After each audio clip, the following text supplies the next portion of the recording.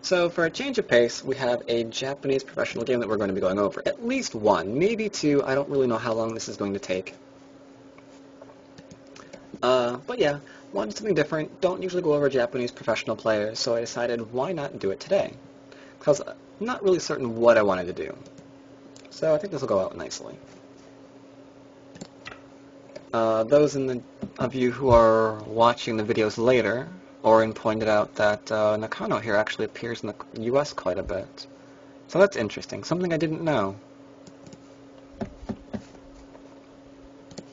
But, alright,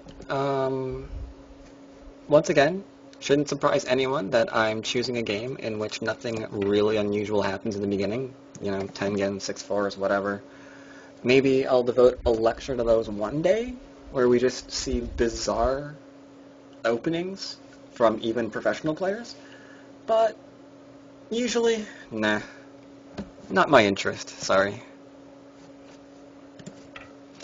But okay, we have an approach here in the bottom left-hand corner by black.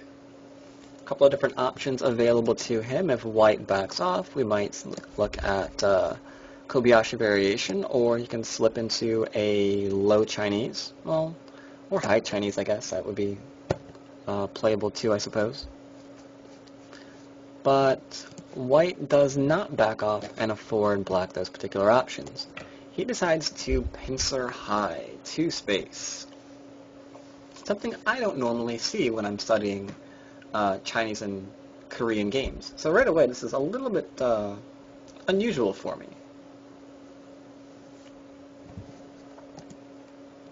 Black, of course, has options. He can, again, enclose for territory if he so wishes. He can change directions. He can even go into the 3-3. One thing that we're probably not going to see, though, is the very simple jump up.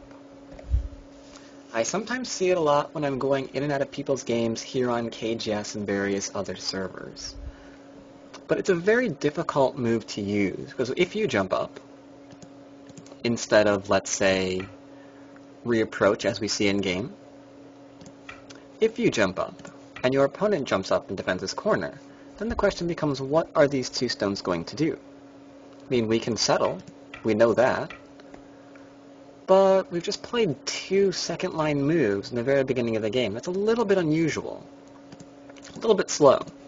Plus, this stone here at J4, not going to die anytime soon.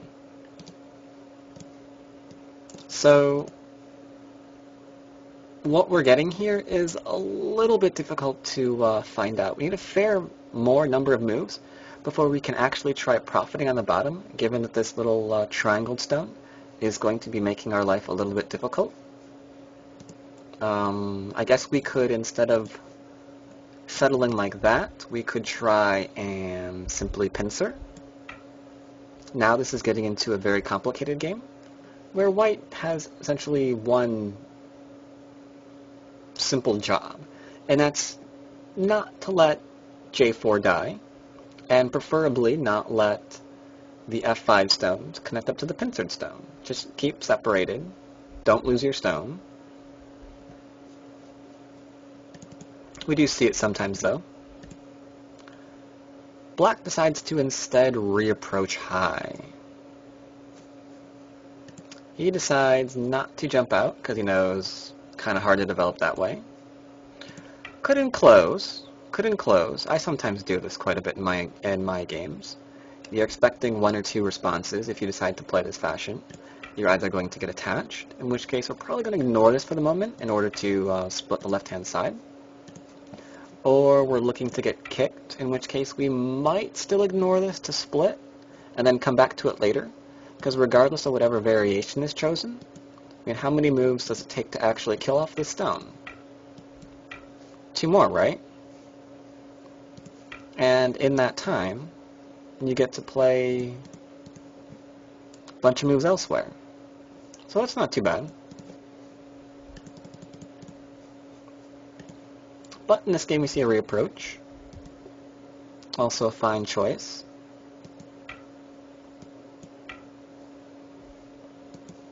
Black decides to settle. And instead of going into the 3-3 here, he actually decides to settle this group. Something we do sometimes see quite commonly, for example, is the 3-3, and playing this Joseki.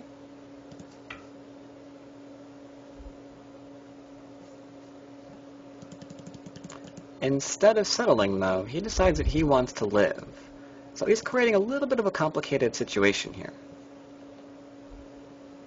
Because now White has to decide, what does he want to do? How is he going to use this influence he's getting? What's going to happen to, or how much pressure, can he put on this group that's trying to live? Very important questions, because we're not making a simple exchange here. White decides to bamboo, and then Black aggressively lives in the corner. Now, I think it's also possible here, in the interest of simplicity, to simply live in the corner this way and take your base. It leaves a lot less aji. But Black, on the other hand, decides to play this, and there's a very large difference between c2 and c3. It's very, very obvious. We all know what it is. What's the difference?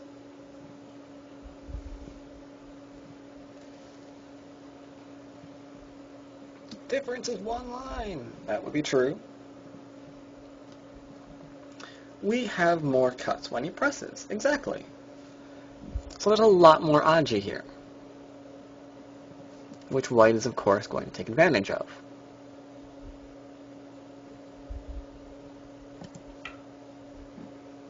So White pushes, looking to take advantage of all those cut points, as you mentioned. Black's going to block. And now we have cut points that are being utilized.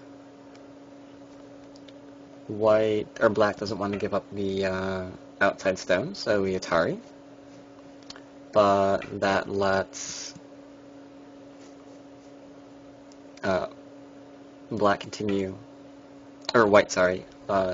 using these cut points to cut off a stone.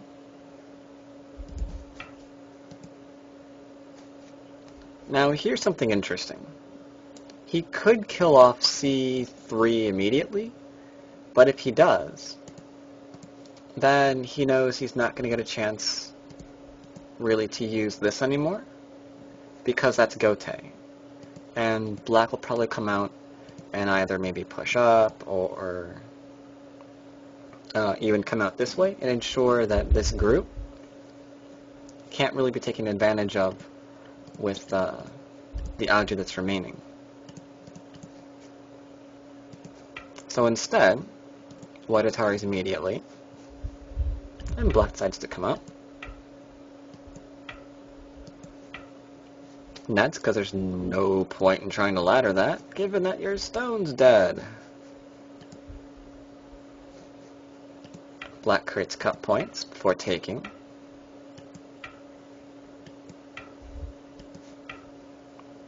And now we have a very odd result here. We have weird shapes for everyone. Me and Black, for example, has this clump of stones, which would be really, really horrible in every other situation, except he does still have a cut point there that he can take advantage of.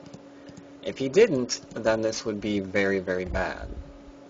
White, on the other hand, does have that group that he has to worry about, because we know it's going to get cut off. But at the same time, he also made quite a bit of influence for himself. So they both have things they're looking at. And if we move away right now, and let's say not cut, but take a corner, for example, chances are we're never going to be able to take advantage of that cut point, because this area is either going to get stronger, the group's going to get stronger, more stones are going to be added locally, or maybe even just protected outright. And Black doesn't want to do that. He wants to make certain that group that he took the trouble of creating that cut point for is in fact going to be separated. Oh, he's thinking. He's thinking. He's thinking this group being weak and the entire right side being open can't possibly be bad for him. And why would it be? If this is just running around, then his opponent's going to be following him, right? With the board so open, that's a lot of extra strength to get in the very beginning of the game. So that makes sense. As a result, we save our cutting stone. And White realizes that exact same thing that I mentioned. He knows simply running around is not going to be good enough. So he treats his stones a little bit lightly here. This is obviously not a connection. This is obviously not a connection, but at the same time, we have to be a little bit careful. We can't be too greedy here. And we see that Black isn't. Black jumps out. If, for example, he just tried to kill this off, I think White would be very, very happy to simply sacrifice those stones in order to ensure that that's all that Black was able to obtain. Instead, he ensures that that stone's not connected either, and so this entire area is in trouble for White. I mean, how is he going to connect up the stones if he's going to try and do that? How is he going to make life? Really important questions. White's not really getting any free moves here.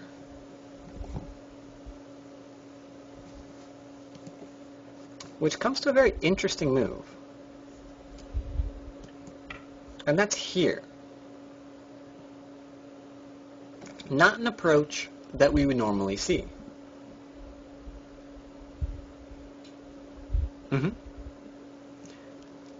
It's something that is trying to encourage Black to enclose. Why on earth is he trying to encourage Black to enclose? Yeah, it's appeared before in a number of games.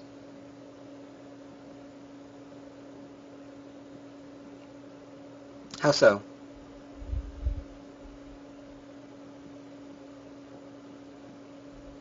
How does he want to do that?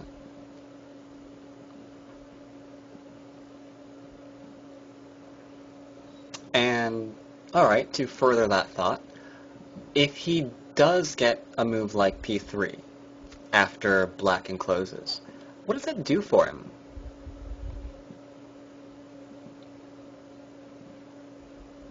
What does that do for him?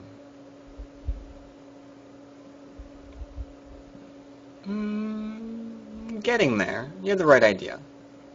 Essentially, boosts his self-esteem. That works. Sure, why not? Essentially, Black decides to take care of his investment.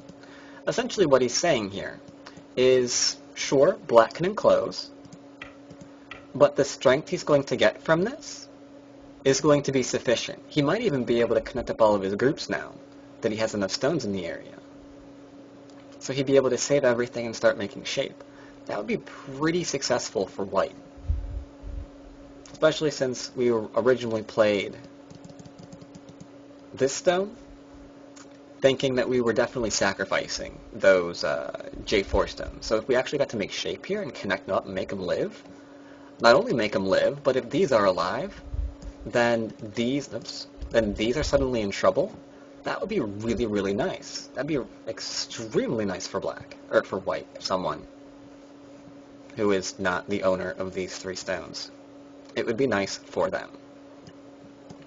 If, on the other hand, Black had said, no, I am not going to do that, and just play low here, well, even this is okay, because we still have moves that can threaten to hook up that group, but at the same time, we're keeping Black low here. So we can threaten to hook up. We can keep this nice and low, right? And try and develop the right-hand side. So this area has been significantly reduced from what it could have been. especially if we just tried to, what it could have been if we just tried to live immediately from this and just got chased and a huge area developed. So he's fine with either or. Either I'm going to make shape here. Oops, sorry, too far. Either I'm going to make shape here in this area, or I'm going to reduce you on the bottom and have a nice flexible group living on the right-hand side. So that is what Yoon Yuki was saying when he said that there was Mia here, and what white was looking to get from either or. But black says no, I'm going to take my profit before you get a chance to make all this connect up and live. So white says okay, I'm going to keep you low then. Black says that's fine, take my corner, I want this profit because it's fairly large, right? I mean, this area here, it's not that small. A couple of points, nice large area in the bottom. It's respectable. White continues, taking the corner. Black strengthens himself, makes certain that that is going to be profit. But with life in the corner, this isn't exactly Sente now, is it? So what do we do here as white? Do we respond locally anyway? See just how strong we can get on the right-hand side? Do we approach the 4-4? Do we play a Gote move on the left-hand side? Do we go back into the corner and maybe kill off C3 before it comes back alive? I mean, what do we do? What do we do here?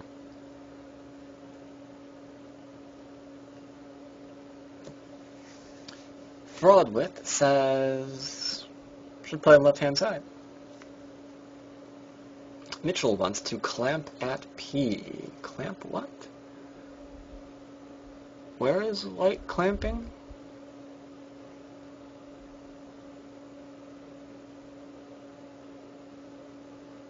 Oh, you want to go... Oh, wow. Alright, that's interesting. Oh, and Fraudwith, when you said you wanted to play on the left-hand side, where did you want to play?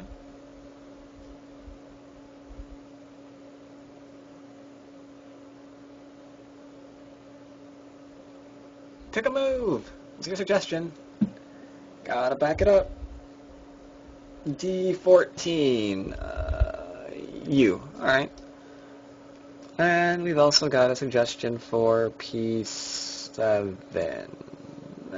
Kind of small, but alright. We have a couple of different options here.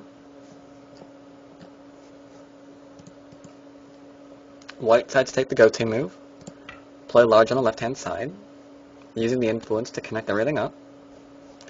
I will take a brief moment to point out I like this position a lot more than the brainless star point that we might see from a lot of players. Because Mr. Brainless star point over here, one, it looks like it might be a little bit too close to the thickness, but another, it leaves these really annoying variations here. I mean, we've got a stone, we don't want it connected, but if we defend, I mean, even if we just play lightly, we can still see that it's pretty easy to make shape here if we have to. So, that's a lot of space between the 4-4 and the star point. Also, if we just want to play this way, for example, we know that without too much trouble, we can still make shape and get out, so there's that as well. Kind of annoying. Even if we are approached from the outside, our moves are pretty much determined. We have to defend the area that we're invested in here. But with just one move change at D11, that's really a world of difference, because we can't make any kind of extension here if we still want to throw in at C13. So, you know, that's pretty much out. If we're approached on the outside, we can be really, really greedy and drop down to D17 because we have nearby stones that are willing to fight this. And, of course, we can't really be approached on the inside anymore at c14. For the same reason, we're never getting a base. So it's a fun move when you have the influence to make it happen. I really like it. But black says, forget you, I'm enlarging the bottom. And right away, I like that a lot more than what white just did. Is white's move large? Sure. Is it a must? Yeah, maybe. It might have been. But here we have two very differences of thought. Here we have a move in Gote to build up a large area. Here, black's putting pressure on, what pressure he can, rather, on white to extend his area. And I like that method of play better than the Gote moves.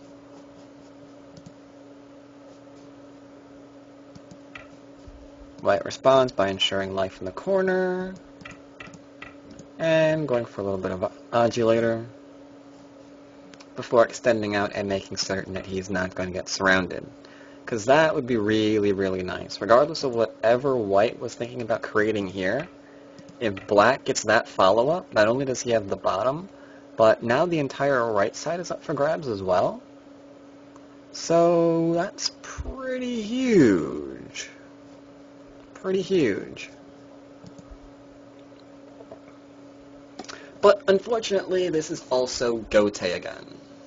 So black, again, has Sente. He can decide what he wants to do, and there are a lot of options available to him. He can approach the corner.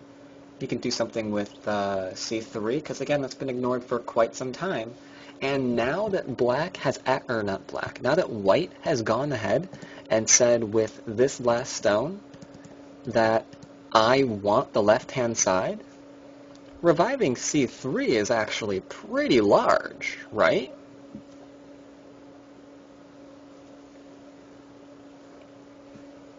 I mean, he wants this area now. He said so with both his influence that he obtained and this extra little investment that he's making. So being able to live back here is pretty good. Of course, we can also go on top, try and build up a large area there. That's still open. Black decides the left-hand side is large and goes back there and plays. White has to make certain that all of these stones don't come back to life, which gives forcing moves to white. Painful moves for white to make. He does not want to have to over-concentrate himself this way. Because now this really does look like it's too close to thickness. Imagine what that would look like if it was at the start point instead. That would just be horrendous, because not only would he be able to have made this over-concentrated, he could even follow it up with a simple attack here at c14 if he wanted to. He could still live there too if he was so inclined.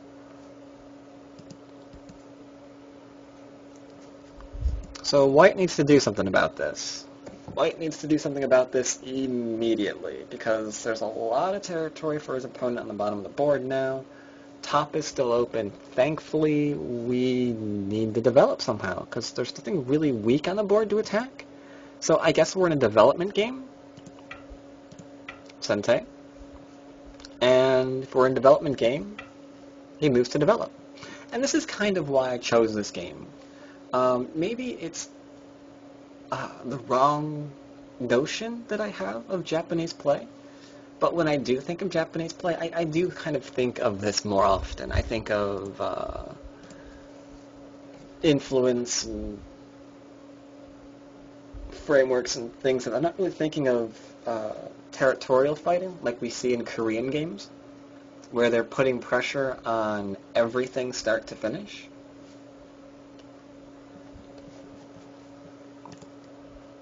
This is traditionally what I think of when I think of Japanese games.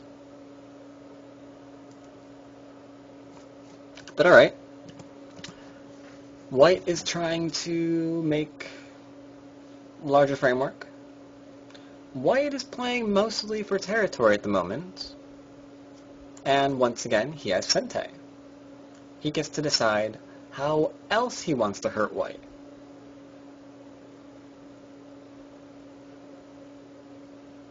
So what is he going to do?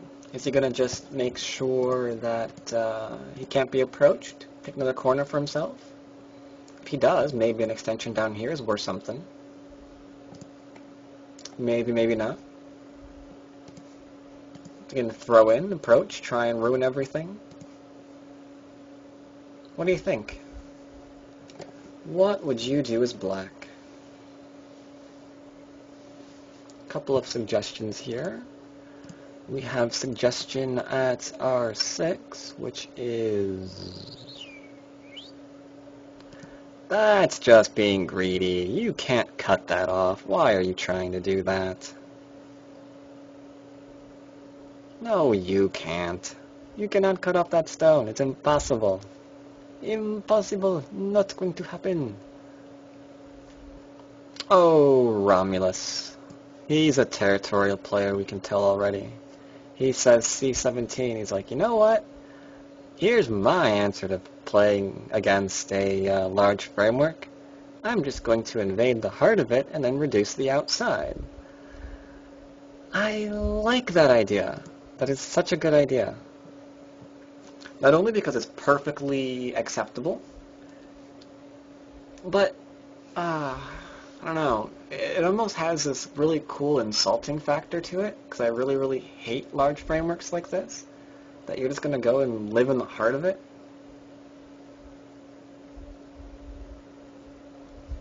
But yes, C17 is actually the correct move here.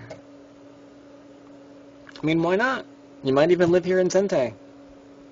And then what's white going to do? Cry and resign, I guess.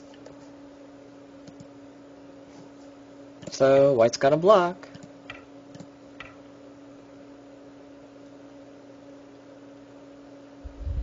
C17 is a really good move, yes, because you get to reduce here almost for free. There are other options available to you. I mean, it wasn't the... it might not be the only move, but I think it's probably the largest, yeah. Because you're taking on the framework head-on. The question was, I have nothing that's weak. How do I reduce the framework? And this is a really great way to do so. Black attaches, and we know that white can't really respond if he wants to keep Sente.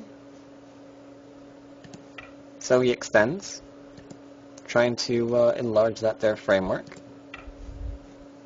Black responds, goes, why not?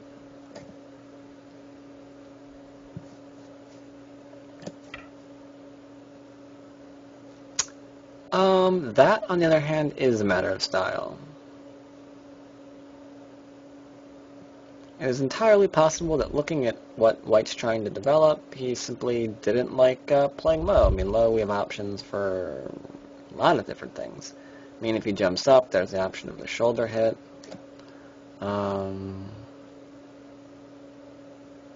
Yeah, white can't 0-15 easily, true.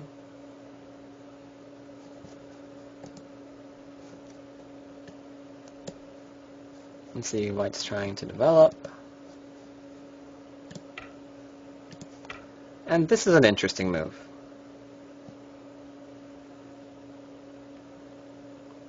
This is a really interesting move. What is this move trying to do?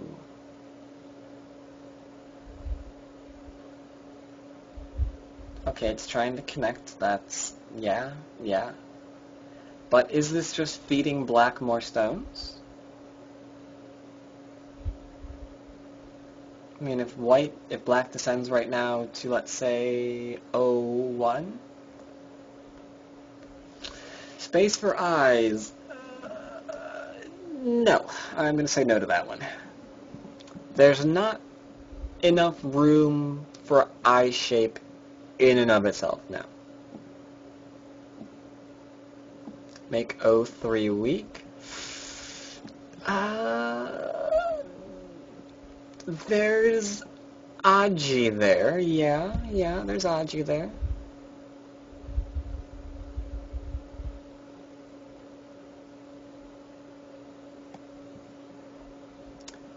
let's see.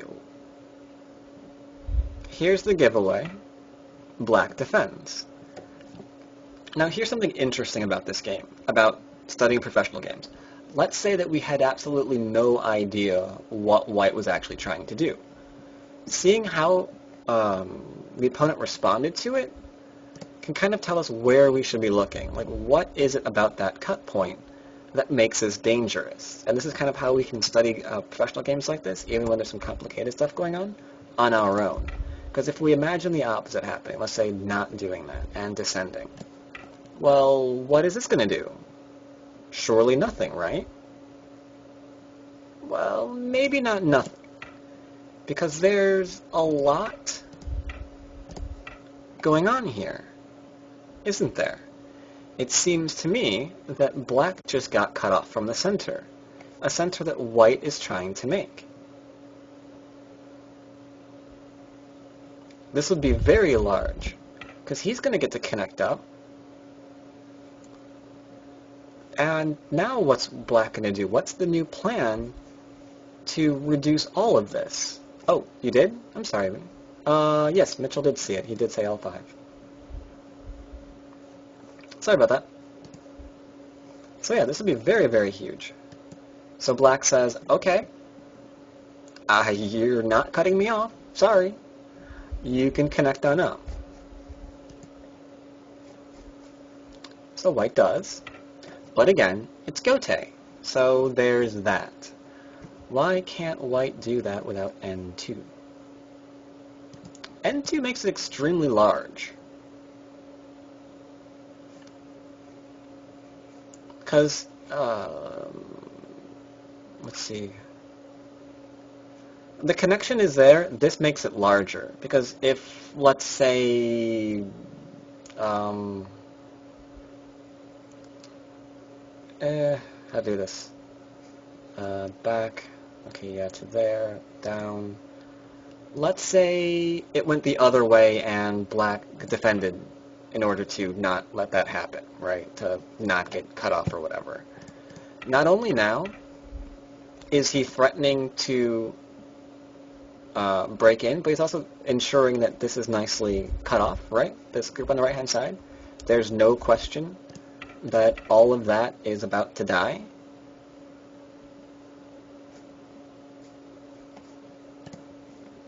If it's just one stone, maybe he can connect up underneath and still have a fight against white. Might be something there.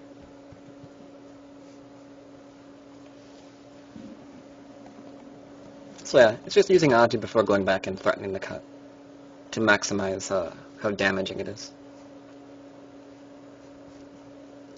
But again, Sente for black. So black decides to build up a bit, because he does have a middle. White has a middle. He wanted to extend it out, but imagine this move right here, and you can see that black might have a middle as well. So, again, when I think of Japanese games, I'm kind of thinking of influence, and here we see two people like trying to get almost the same area of influence with, one move. It's like one variation, white has the entire move. This variation, maybe black's going to have the entire middle. It's kind of interesting,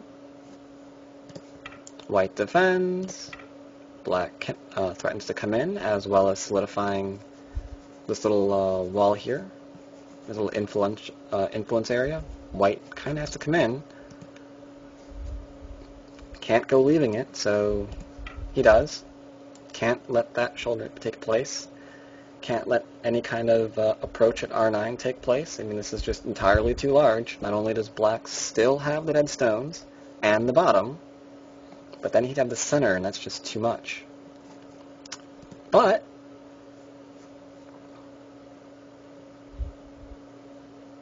how to ever find a move like Q8? Alright, that's a good question. Well, let's do something completely crazy and go all the way to R12. You have a cut behind. A cut where we're surrounded and can't run anywhere to, so we know we don't want to do that ever. So we know that we want to play something that's not going to get cut off. So let's say we play something like this. This can't be cut off. but it's third line. And one fun thing about third line stones that we know is that, they can kind of be pushed low, right? So if this area can be pushed low, black still might be able to develop a pretty interesting center, and we don't want that to happen either. So now we have two things we don't want. We don't want to extend all the way over here and get cut off, because that's a bad thing.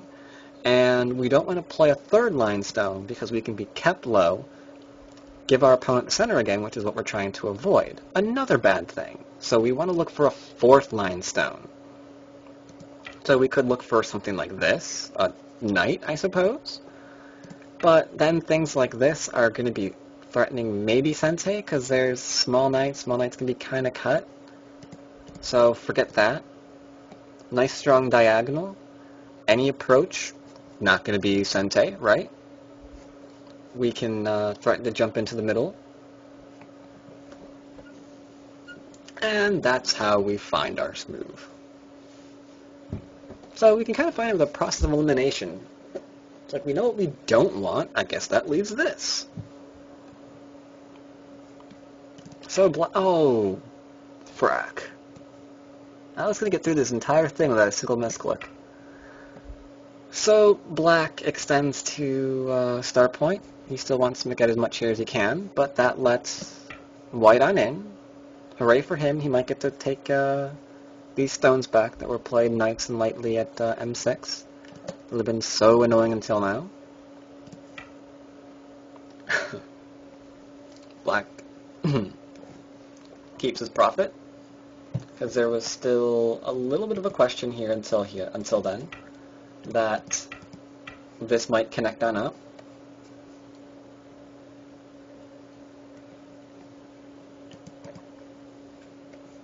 So that's gone now. No question there at all. But with white being made stronger, white gets to keep attack. Because this stone is a little bit close to thickness, or at least we can say that it is, and hope that we're right.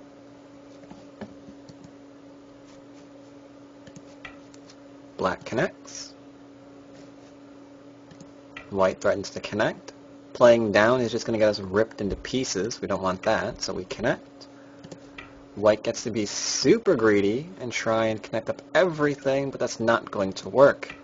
Black says, no, I'm not letting these stones connect up. Gets to potentially kill the two stones, but his corner is gone now. This is certainly an interesting problem here. How is black going to profit out of this? Well, he does have Sente. And Sente is kind of important, because he still has some territory he can get in the middle. He still has some territory on the bottom. So he goes to make certain that this doesn't get out of hand. Okay, makes sense. White not wanting to play Gote move defends in Sente. Defending in Sente is always nice. Before going back and entering the corner, because we've left this for a very long time.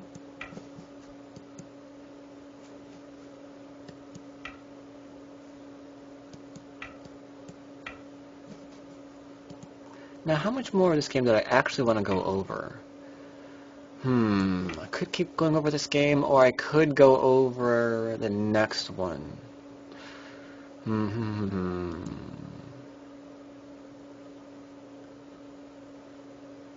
No, I don't think even 4 moves. I'm not sure if I want to go over 4. Well,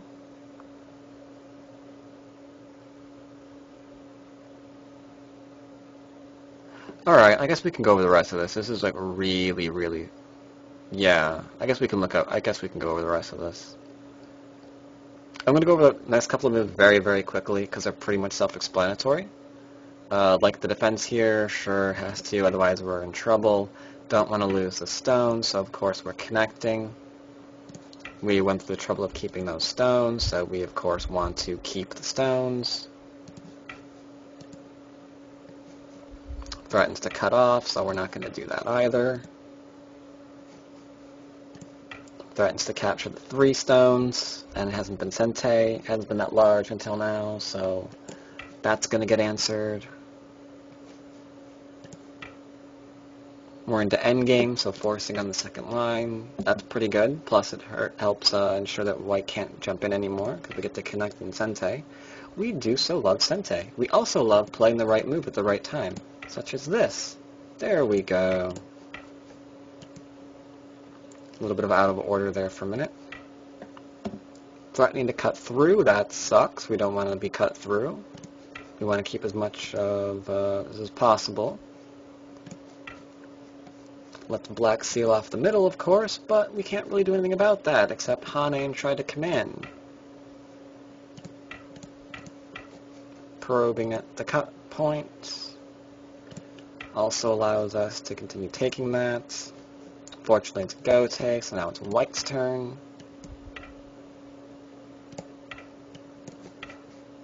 Can't really do anything with this. Tries to come in, and white puts an end to, and black puts an end to that. I can hear your boredom. No, it's not boredom. I just want to do some of the next game as well, because it's a little bit different from this one, and I've already been on this one for a while. Suffice it to say, I think, what is it? Here is it? Yeah, I think it's here that white actually resigns. Might be in a few more moves, but I want to say it's here? Yeah, I think it's here. It looks right. This looks right.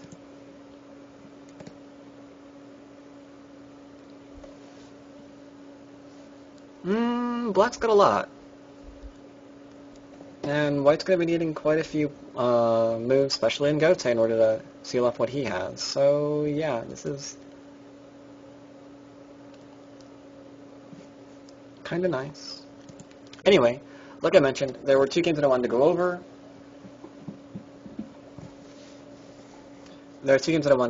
So I will close out of this one and put the next game up.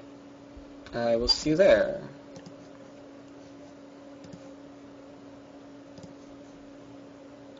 Let's see, let's close out of that. Black screen my stream. On the off chance anyone's actually watching it. Put up a new game, not the edit, thank you. Custom demonstration, there we go.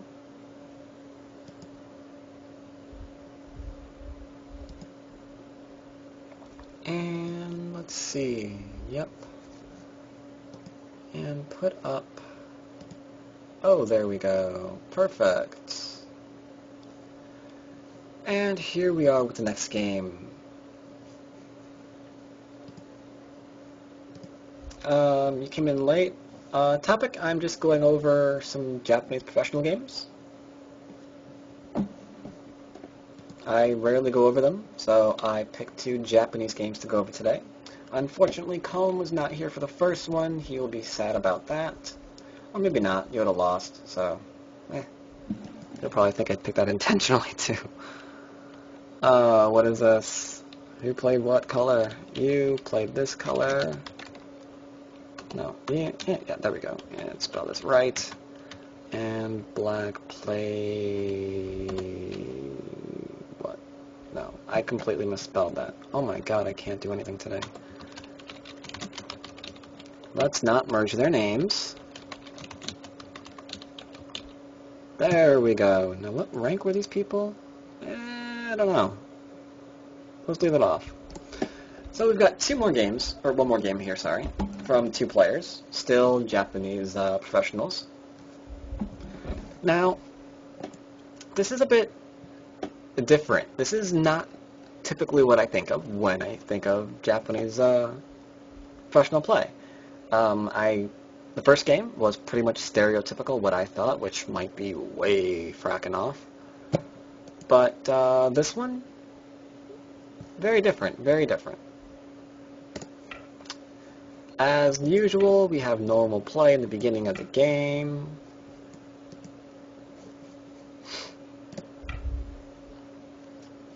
The direction of the 3-4 point in the bottom right-hand corner is important because we can do orthodox or we can approach. Black decides to approach, and white, instead of pincering like we saw last game, backs off, which affords black so many different options. I mean, how many different moves do we have here? We can do this. We could do this, I guess. We can do one of the Chinese variations. So many choices, so many choices. And black goes for micro-Chinese. So right away, this is a little bit more in line with what I would normally choose when going over a professional game. But Japanese professionals did in fact play this, which makes it more interesting to me, perhaps than the last game. White splits, as we would expect. Black chooses which side to pressure from. White needs to get a base, very, very standard. But it affords black the opportunity to shoulder hit, which is a pretty nice way of keeping your framework alive. Essentially, the Chinese, we want our opponent to jump into the approach of the 3-4 because they are very, very tightly pincered. If they are tightly pincered and it's your turn, then theoretically we should be getting a superior result from that, right? So that's what we want to do. So white goes ahead and plays, or black goes ahead and shoulder hits. White settles. Should go ahead and point out that enclosing isn't bad in and of itself. If you're maybe playing a blitz game or something, don't have long to really think stuff out, just go ahead and enclose. It's fine. Getting territory. But yes, here we see white try to settle, black tries to expand, white creates a cut point.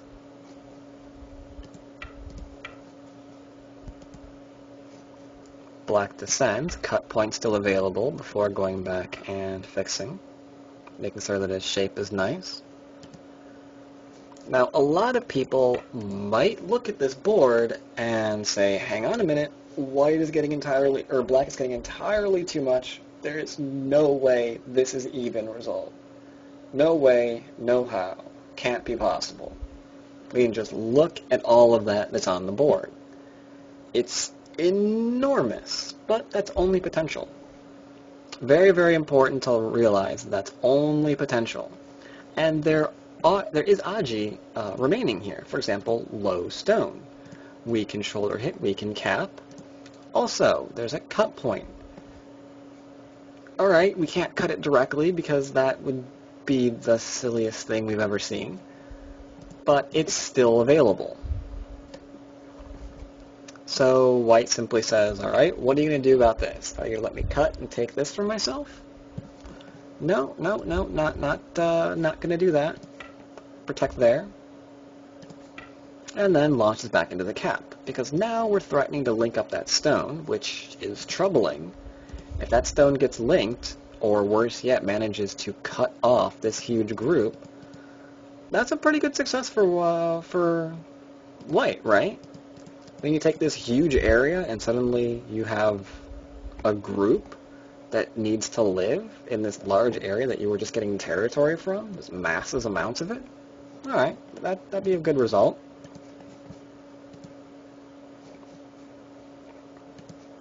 But black decides to follow up in the corner. So that's something for white to consider later.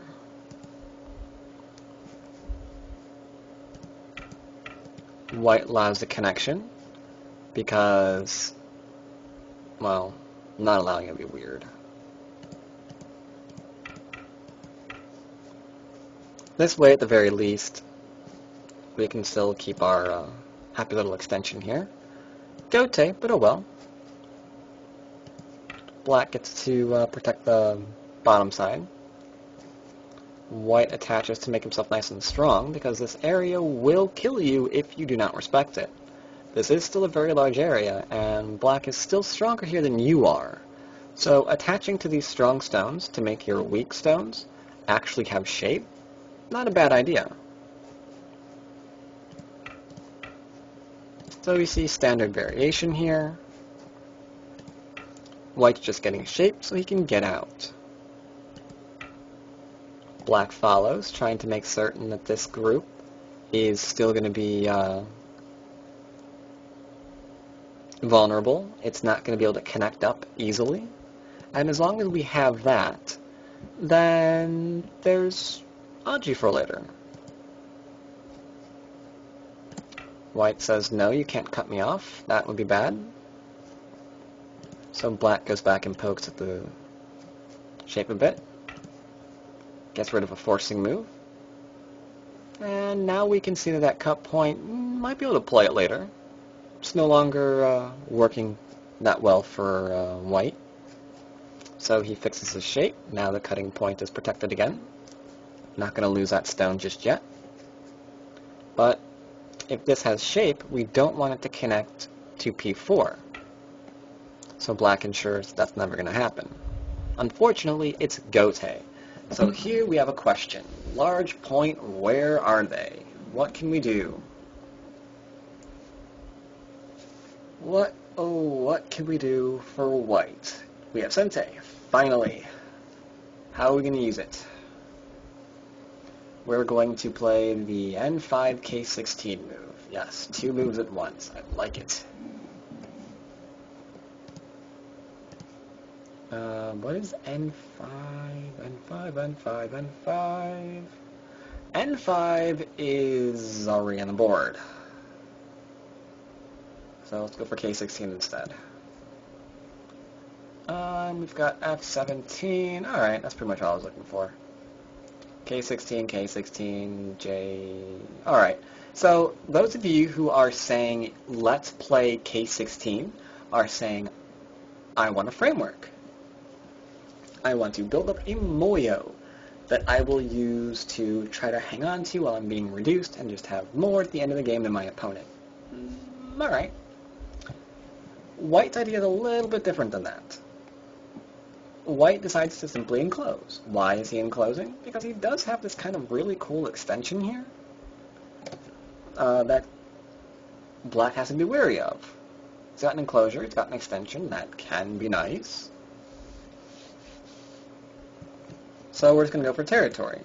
Another thing with, as Frollo was pointing out, yes, if we do go for that whole Moyo style, we have shape on the bottom of the board, but we're not immortal. I mean, even a move like this, just to harass this group and make it live, is going to reduce your Moyo. I mean, it's not going to kill you by any stretch of the imagination, but you're going to have to respond to this, so black's going to get stronger in the center.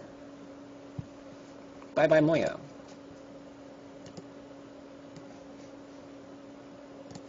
Black extends, because he's got an enclosure too. You can make a little something here. White approaches, to which black will defend. Because if he gets stronger in the middle, you know, we group down there. Very, very understandable. White defends. Now, black has Sente. And this is where we quickly understand the problem of having a weak group on the board. Because right now things don't look that bad. Fairly even, nothing too much to worry about. Got some shape in the middle for white, so not really worried about that.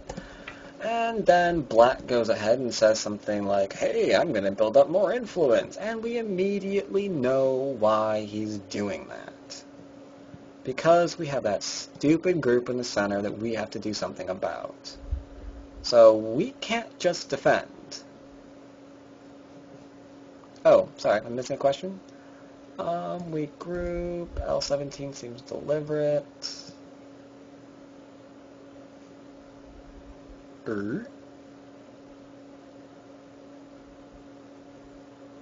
Huh.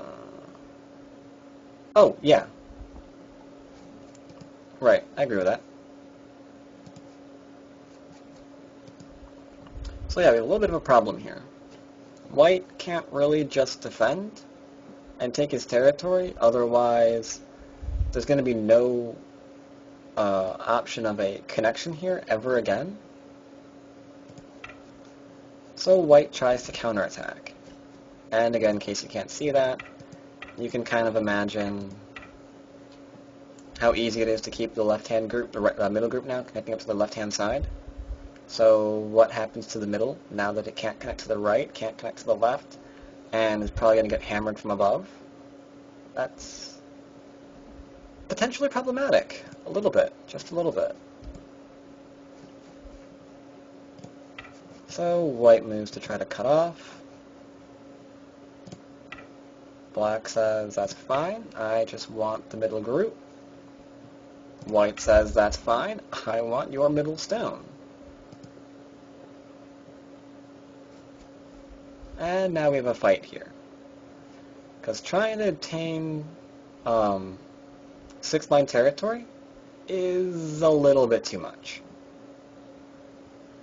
Probably worth more than those stones in the center. So just giving them up, not a good idea. And it's risky. What if you give up that stone and that group actually lives in the middle? Then you just look like you're an idiot. So we don't want to do that. It's like, oh yeah, I'll just let you have 6-line territory and then fail at life and death. That'd be good. I like that one. I'll just resign here in disgrace now. So we're not just giving up that stone. As much as we want to completely crush the center, we can't just give up the entire left-hand side of the board. So white cuts, because that's what he wants you to do. He would really be happy if you just gave up everything on the left. That'd be great. But black is not going to do that. He is not so accommodating. Instead, he's going to make some forcing moves here to get some shape for himself. And then protect in a really, really odd way. I mean, I don't like making that shape. But here it's kind of appropriate. We need to ensure that we can still get out and make shape if possible. White extends, doesn't want to get netted. Black doesn't want to die. Alright. Now here's where things take a turn. Because there's no denying that black's bottom area is very, very large. And now that black has lived on the left-hand side, that's very, very good. Couple this with the fact that we've got some weak groups of whites in the middle. So we've got territory for black, top and bottom, targets in the middle, and it's now white's move.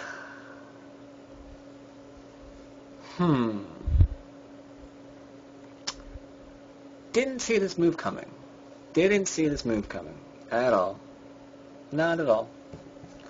He decided to take the time to invade, which I don't think he has time for.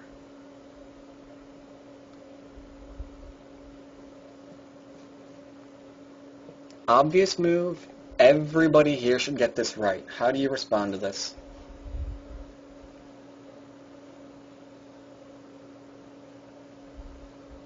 How do we respond to it, and why are we playing it? Everyone's getting it right. No one's getting it wrong. See? I knew it. No one's getting it wrong because no one is going to guess. There we go. I saw that. Oh, Mitchell, swing and a miss. Anyone else? Well, that's 0 for 2. There we go. That's what I was looking for. Capping it. It makes a lot of Q players very, very, very uncomfortable to play this because there is that thing there at M17.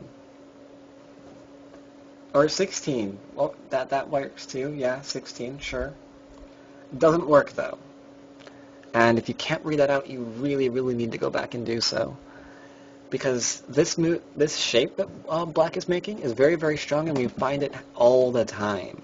It ensures that white can't connect underneath and can't escape. It's doing two things at once. And the reason why people shy away from it is because of that stupid M16 that people are unjustly afraid of. I mean, there's no reason to really worry about it. And if you can't see that, go back and take a peek at it. You find it's a really, really strong shape. But now white really, really has to live. So he tries to live. And black keeps low.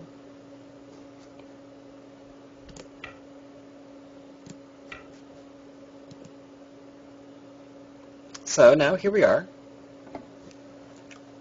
Almost, well, not, that's insulting. How can we word this? Basic, no, that's not right either. Very common situation. We've got a lot of things happening on the board. Weak stones, for example. And our opponent just decided to live somewhere in Gote. So it's now up to black to figure out why that was a mistake and what we can do about it. So black starts by making a stone strong. These two stone groups should not connect up ever, so we're not going to let them. Alright, that makes sense. White then decides, I don't want these stones killed, I'm going to cut them off. Sure, that makes sense too. So black turns, because we're now swallowing the middle group slowly but surely. And white comes out. I guess he still wants to attack the left-hand side and not get his group surrounded. Okay. Guess that makes sense. We don't want to die here, so we're going to respond. Make certain we've got a nice little base for ourselves. Because again, the whole giving up the whole left-hand side, bit of a bad idea. And now it's white's turn to prove that he could get away with all of these moves, that he has not been overplaying, that he can still live in the middle. That's a fun scenario. White threatens to cut off, or black threatens to cut off. White says no thank you. And then we launch into a few interesting moves. White gets probed here to see how he's going to respond. White responds with a probe of his own to see if he's going to be allowed to just connect through, figuring that black will defend rather than be cut apart. Black decides not to and instead follows up. So right away, well, not right away, but over the course of the game, you can see a little bit of a different style than the one that we saw last game. There's a lot more fighting here, which is usually what I'm a bit more comfortable with. A lot of Gote moves, taking up frameworks, things like that. No way, man. Give me fighting. I want things that are almost dead. I want like a lot of things that are almost dead. That way, it kind of pushes your reading to see what you can actually get away with. That's kind of what white's doing right now. Can he actually get away with all of this in the center?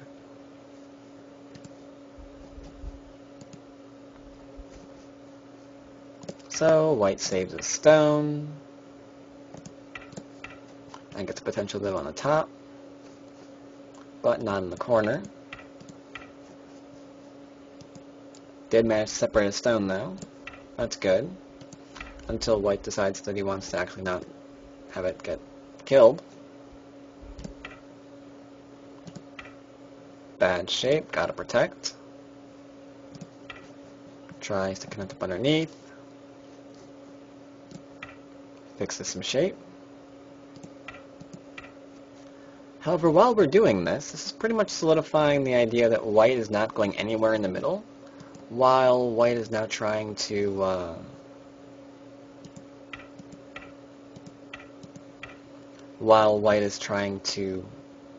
hook up his stones on top of the board. And here we can see him just pushing along.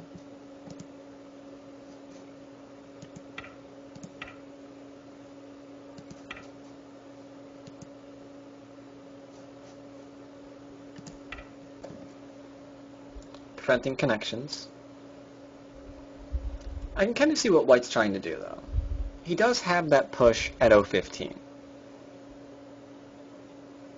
If he gets the push at 015, and if M17 is not alive just yet, if it's in danger, if it can be pressured, then the middle group is never going to fall under attack. That's pretty basic. So white's going to use that to fix his shape.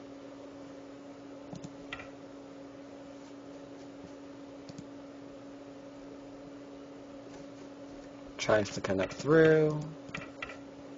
Connecting up his stones rather nicely. Unfortunately, it's Gote, so again, problem here.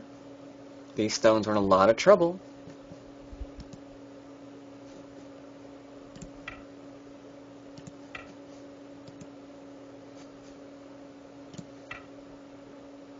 What black offers in exchange. White takes. And now, as we mentioned, we have that problem in the middle again. As long as this group is weak, those stones in the center are not really in a lot of trouble. So white goes after him. Plan going pretty much according to plan.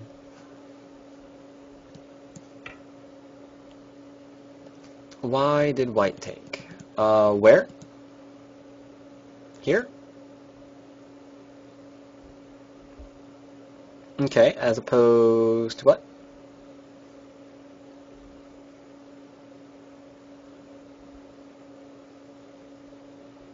And 14. Alright, pretty good question. Well, you have a few teensy tiny problems here. One slight issue you have is this Hane. I mean, we want to do something about this, right? Cut, I guess, I suppose. That's what we're going to do here.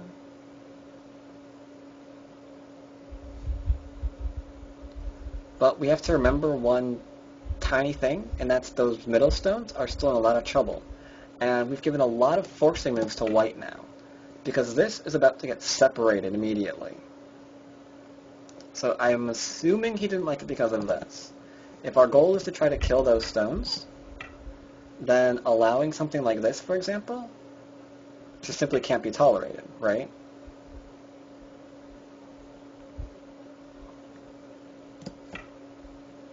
Because that's going to get nicely sealed off from the middle, and then it's probably just going to die. I don't know if my variation is the one that he was thinking of, but that's the problem. No problem. So white connects. Black tries to kill.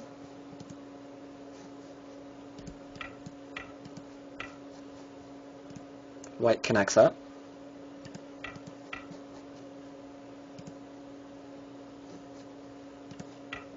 Protects his eye, otherwise he's not alive. That would be bad. And then white again goes for that middle group. Okay. Makes sense. White's essentially forcing black to choose. I mean, are you going to be fine on the right-hand side, or are you going to be fine in the middle? White connects, looking to see how black's going to play. Black says, I'm going all in on the middle. White says, that's okay, I'm going to kill your corner. Let's see if you can actually kill me there. Because there is a fairly large hole here, right? This one right here. Large knight.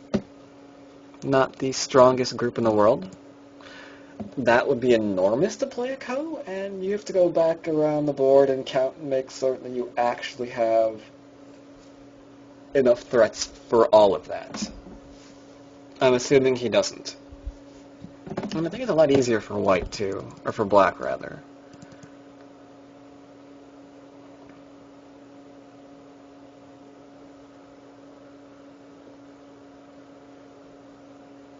I mean, this is a Ko to live up everything on the right-hand side.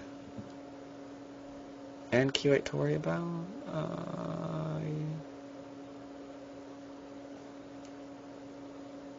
Yeah, I kinda think this is too much. Because now white would be playing Ko to kill the right-hand side, while black is going to be playing the moves that we're about to see in order to threaten to kill the center. And all of those would be co-threats, so white would be left dead and with nothing, no profit. Like this would be a co-threat, so he responds, right. Tries to surround, that would be a co-threat. And these are the actual moves of the game, by the way.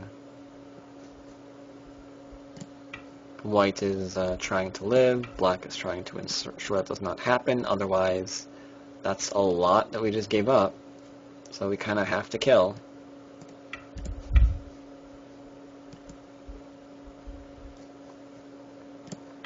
Most importantly, we're not going to keep playing Gote, or we're not going to keep following our opponent on the board. We're always looking for those shape moves here first, like right here. A lot of people might back off and just keep giving more and more moves to their opponent, for example, which might let them live.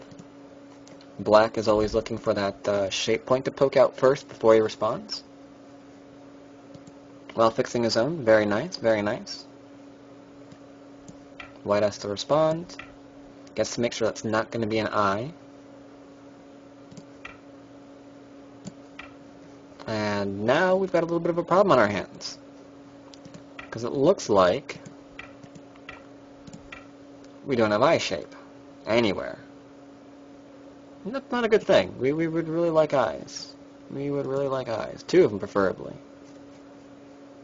White drops down. Black prevents from getting 2 eyes, or an eye down there. Last move for white. Do I get to connect through and kill you?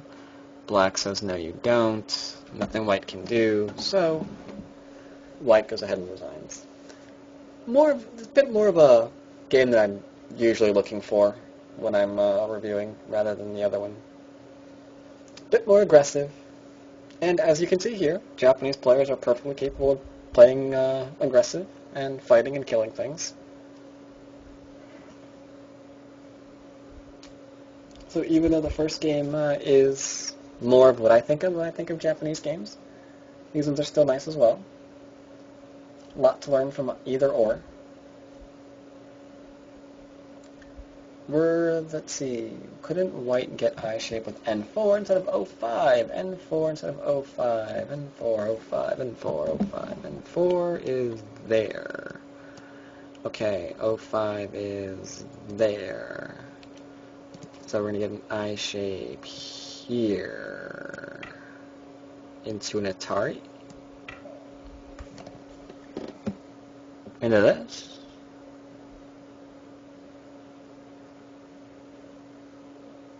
That doesn't work, right?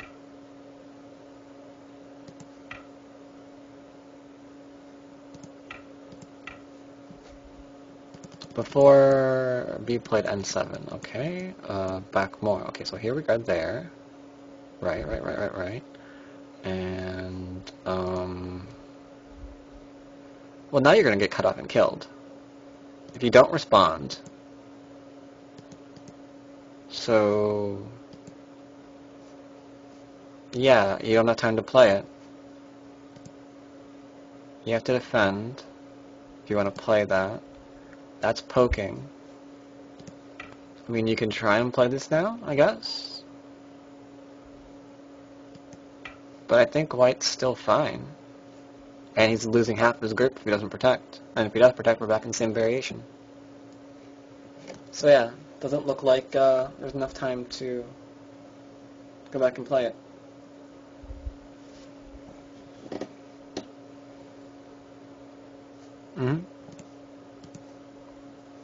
So yeah, interesting game. Yeah, black definitely wins, because white doesn't even have a single line formed yet. And there's a lot of outside liberties, plus we have to throw in, and yeah.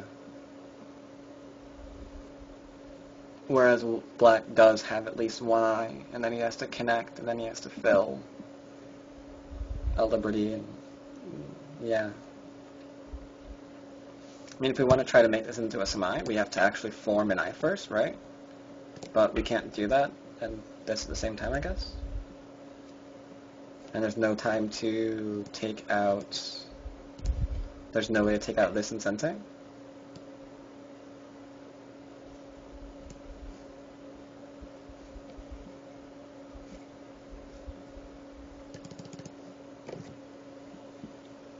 So yeah, interesting games, both Japanese games. Hope you guys liked them.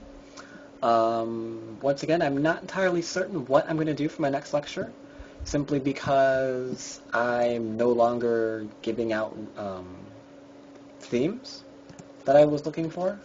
That didn't really work out very well. It didn't get as many submissions as I'd like, so I've kind of canceled that particular idea. However, if you do want a magic sword, maybe. However, if you want to donate to lectures, you are more than welcome to do so at the link provided. They are $20 per, and they take place, as you know, every other week. And it also encourages me to do little things like continue my IGS series, my KGS series, Taigem World Baduk, things like that. So, you're more than welcome to donate there to show your appreciation. We will be continuing week after next, I think. What's week after next? Yeah, that should be fine. Week after next on October 10th. If I think up a particular theme between now and then, I will let you know, and that topic will be posted in my room.